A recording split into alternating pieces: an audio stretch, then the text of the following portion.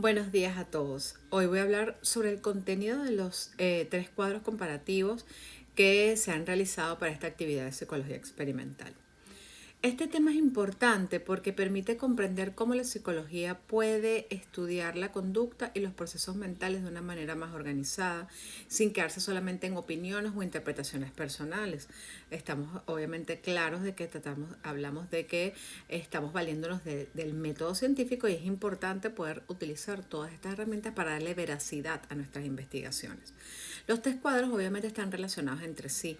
El primero trata sobre los tipos de experimentos, es decir, las diferentes formas en que se puede estudiar un fenómeno, en este caso un fenómeno psicológico. El segundo cuadro explica los tipos de variables, que son los elementos que se observan, se modifican o se controlan dentro de una investigación. El tercer cuadro aborda la ética de las investigaciones psicológicas, especialmente cuando se trabaja con seres humanos, animales o sustancias. En conjunto, estos tres aspectos permiten entender que una investigación psicológica necesita método, claridad y responsabilidad.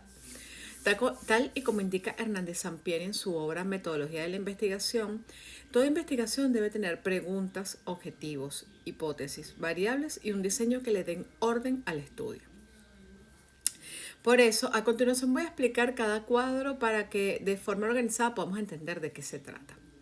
El primer cuadro con el que trabajamos es el de tipo de experimentos.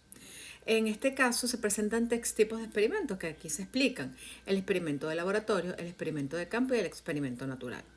Los tres permiten estudiar la conducta, pero se diferencian por el ambiente donde se realizan, el nivel de control que tiene el investigador y la forma en que se observa el fenómeno. El experimento de laboratorio es aquel que se realiza en un ambiente controlado. Esto quiere decir que el investigador prepara las condiciones del estudio para reducir la influencia de factores externos. Por ejemplo, si se quiere estudiar si el ruido afecta a la concentración, se puede colocar a los participantes en una sala y darle la misma actividad, controlar el tiempo y cambiar solamente el nivel de ruido, ¿okay? Para poder hacer la investigación que estamos pretendiendo realizar. La ventaja principal del experimento de laboratorio es que permite un mayor control. El investigador puede observar con más claridad si una variable influye sobre otra. Sin embargo, también tiene una limitación. El ambiente puede sentirse artificial. Una persona no siempre actúa de igual manera en una sala preparada que en su casa, en el aula o en el trabajo. El segundo tipo de experimento es el experimento de campo. Este se realiza en un ambiente real como una escuela, una comunidad o una empresa. En este caso el investigador puede intervenir, pero lo hace dentro de un contexto donde normalmente ocurre la conducta. Por ejemplo, se puede estudiar si una estrategia de motivación mejora la participación de estudiantes dentro del salón de clase. La ventaja es que se observa la conducta en una situación más natural. La dificultad es que hay menos control, porque pueden influir otros factores como el horario, el cansancio, el ambiente del grupo o la forma en que explica el docente. Y todo esto juega un papel dentro de todo el procedimiento como tal. El tercer tipo es el experimento natural. En este caso, el investigador no provoca directamente la situación, sino que estudia un hecho que ya ocurrió o que aparece de forma natural. Por ejemplo, se puede analizar cómo cambia el nivel de estrés en personas que vivieron una situación difícil en una comunidad. La ventaja del experimento natural es que permite estudiar las situaciones reales que no sería correcto provocarlas, obviamente. Pero su limitación es que hay menos control sobre las variables, por lo que los resultados deben interpretarse con cuidado. El experimento de laboratorio ofrece más control, ¿no? Resumiendo un poco lo que hemos conversado. El experimento de campo se acerca más a la vida real y el experimento natural permite estudiar las situaciones que ocurren sin que el investigador las cause. El segundo cuadro con el que estuvimos trabajando es el cuadro vinculado con los tipos de variables. En este caso, las variables, hay que hablar un poco de lo que se trata. Las variables son elementos fundamentales dentro de una investigación porque permiten saber qué se va a trabajar, qué se va a cambiar, qué se va a medir y qué factores se deben controlar.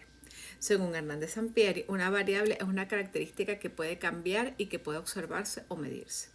En psicología, una variable puede ser la memoria, la atención, el estrés, las horas de sueño, la ansiedad, el rendimiento académico o cualquier aspecto que pueda variar entre las personas. ¿Okay? En el cuadro se trabajaron tres tipos de variables, que eso es lo importante que debemos destacar acá. La variable independiente, la variable dependiente y la variable de control. La variable independiente es la condición que el investigador manipula, cambia o compara. Se puede entender como la posible causa dentro del estudio. Por ejemplo, si se quiere investigar si las horas de sueño influyen en la memoria, la cantidad de horas dormidas sería la variable independiente. El investigador podría comparar un grupo que se durmió 8 horas con un grupo que durmió 4 horas, ¿ok? Entonces ahí pudiéramos entender, ¿no?, el ejemplo de lo que se habla. La variable dependiente más bien es el resultado que se mide. Se llama dependiente porque se espera que pueda cambiar según lo que ocurra con la variable independiente. En el ejemplo anterior, la variable dependiente sería el resultado de una prueba de memoria, como la cantidad de palabras que cada persona logre recordar. Esto permite observar si hubo algún efecto. Si quienes durmieron menos recuerdan menos palabras, se puede analizar si existe una relación entre el sueño y la memoria. Pero si al llegar a esa conclusión, pero para llegar a esa conclusión, el estudio debe estar bien organizado. La variable de control es aquella que se mantiene igual o se vigila para que no altere los resultados. Su función es evitar confusiones. Por ejemplo, si se estudia el sueño y la memoria, sería importante que todos los participantes reciban las mismas instrucciones, usen la misma prueba y tengan el mismo tiempo para responder. Si no se controlan estos factores, sería difícil saber si el resultado se debe realmente al sueño o a otra situación, como el ruido, la iluminación, el cansancio previo o las diferencias en las instrucciones. Aquí también se relacionan la hipótesis y el diseño de investigación. La hipótesis es una posible respuesta al problema que se quiere estudiar. Por ejemplo, si las personas que duermen menos horas recordarán menos información que las personas que descansan adecuadamente. El diseño de investigación es la forma en que se organiza el estudio. Allí se decide quiénes son las personas que participarán, qué se medirá, cómo se recogerán los datos y qué condiciones se mantendrán iguales. Por ejemplo, o por eso las variables, la hipótesis y el diseño deben estar conectados. Eso es importante. Las variables, la hipótesis y el diseño tienen que estar relacionados, conectados entre todos. Tal como indica Kerlinger en su obra Investigación del comportamiento, estudiar científicamente la conducta requiere identificar con claridad las variables, porque ellas permiten comprender la relación entre un factor y el resultado. Si las variables no están claras, la investigación puede perder dirección. El tercer cuadro que también estuvimos trabajando se trata sobre la ética de las investigaciones psicológicas. Cuando hablamos de las investigaciones psicológicas, estamos hablando de investigaciones con seres humanos, animales y sustancias. Este punto es muy importante porque la investigación no puede buscar resultados a cualquier costo. En psicología se trabaja con personas, emociones, datos personales, conductas y situaciones que pueden afectar el bienestar de quienes participan. En Venezuela este tema se relaciona con el Código de Ética Profesional del Psicólogo, de la Federación de Psicólogos de Venezuela. Este código orienta el ejercicio profesional y señala que la investigación psicológica debe realizarse con principios éticos y científicos. Esto significa que no basta con que un estudio sea interesante, también debe respetar la integridad y la dignidad de las personas. En las investigaciones con seres humanos, lo principal es proteger la integridad física y mental de los participantes, cuidarlos siempre. Las personas deben poder aceptar o rechazar libremente su participación. También deben tener la posibilidad de suspender la experiencia si no desean continuar. No pueden estar o sentirse obligados a participar. Esto se relaciona con el consentimiento informado. La persona debe recibir información suficiente sobre la naturaleza del estudio, sus fines y sus alcances y las posibles consecuencias. Dicho de una forma sencilla, nadie debería participar en una investigación psicológica sin entender qué se le va a pedir, para qué se hace el estudio y qué riesgos pudieran existir con su participación en ella. Además, cuando sea necesario, debe garantizarse la asistencia médico-psicológica durante la experiencia y después de concluida, especialmente si la investigación genera alguna reacción emocional o física. Esto es importante porque en psicología algunas investigaciones pueden tocar los recuerdos, emociones, experiencias personales o situaciones delicadas. Entonces, por ejemplo, si se realiza una investigación sobre la ansiedad, la autoestima, la memoria, las emociones o la conducta social, se debe cuidar que los participantes no sean humillados, presionados ni expuestos a daños innecesarios. También debe protegerse la identidad y la confidencialidad de sus respuestas.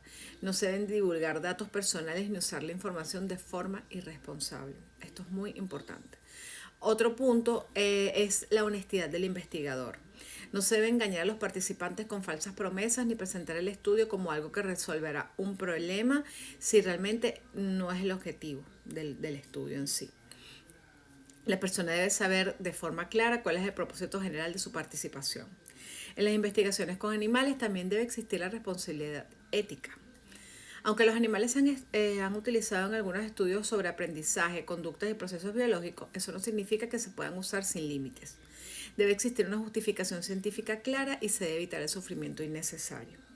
Este tipo de estudios y de investigaciones se suelen considerar, para este tipo de estudios, se suelen considerar tres principios que son esenciales: la reducción, el reemplazo y el refinamiento. La reducción busca utilizar la menor cantidad posible de animales. El reemplazo propone usar otros métodos cuando sea posible. Y el refinamiento busca mejorar los procedimientos para disminuir el dolor, el estrés y el malestar. Esto demuestra que la ética no se limita solamente a los seres humanos. También existe una responsabilidad hacia los seres vivos y que pueden verse afectados por una investigación. Por eso, un estudio con animales debe ser supervisado, justificado y realizado bajo las condiciones adecuadas. Por último, están las investigaciones con sustancias. Estas requieren muchísimo, pero muchísimo cuidado, porque pueden involucrar medicamentos, alcohol, estimulantes u otras sustancias que afectan la conducta, la salud física y el estado emocional de los participantes, que es lo que siempre obviamente debemos cuidar. Cuando se investiga con sustancias debe existir consentimiento informado, evaluación de riesgos, supervisión profesional y autorización institucional. No sería ético administrar sustancias sin explicar sus posibles efectos, sin revisar las condiciones de salud de la persona o sin contar con el control adecuado. Es por eso que estas investigaciones pueden ser investigaciones realmente complejas y por eso tiene que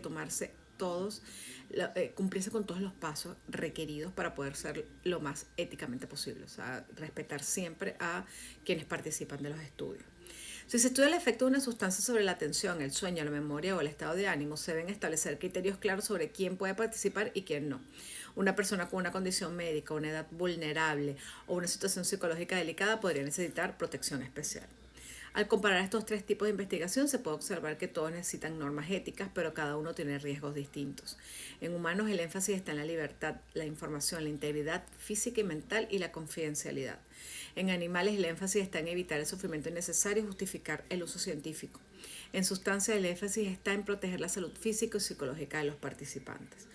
Por eso, la ética no debe verse como un requisito secundario, debe estar presente desde el inicio de la investigación, desde que se plantea el problema, se escoge el diseño y se selecciona a los participantes y se decide cómo se van a utilizar sus datos. Bueno, muchísimas gracias y feliz día.